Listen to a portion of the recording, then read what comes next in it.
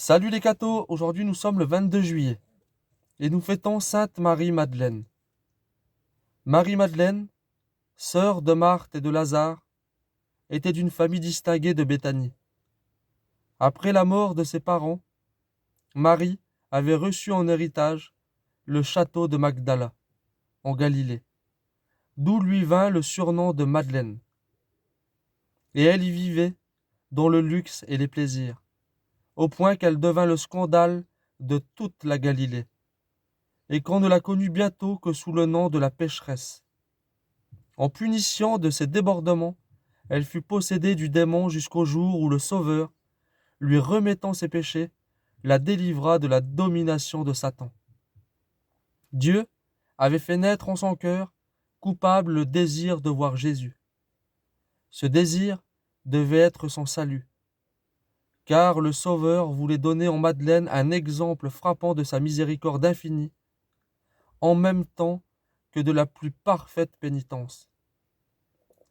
C'est elle qui, ayant un jour suivi le Seigneur chez Simon le pharisien, versa sur les pieds de Jésus un vase de parfums précieux, les arrosa de ses larmes et les essuya avec ses cheveux, et qui entendit ensuite cette parole: beaucoup de péchés lui seront pardonnés, parce que elle aime beaucoup. Nous la rencontrons depuis lors très souvent dans l'Évangile. Elle contemple Jésus et l'écoute dans la maison de Béthanie, pendant que sa sœur Marthe s'occupe seule du service de la maison. Marie, dit le Sauveur, a choisi la meilleure part.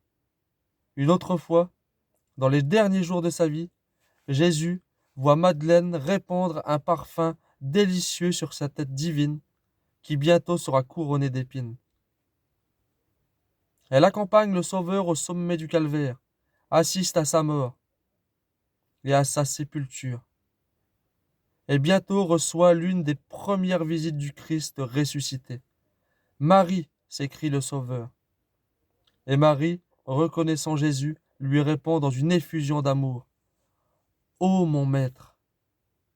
Peu après, les Juifs endurcis, fatigués de ces exhortations et de celles de Marthe et de Lazare, les exposèrent sur la mer par une tempête, dans une pauvre barque, sans rame ni voile.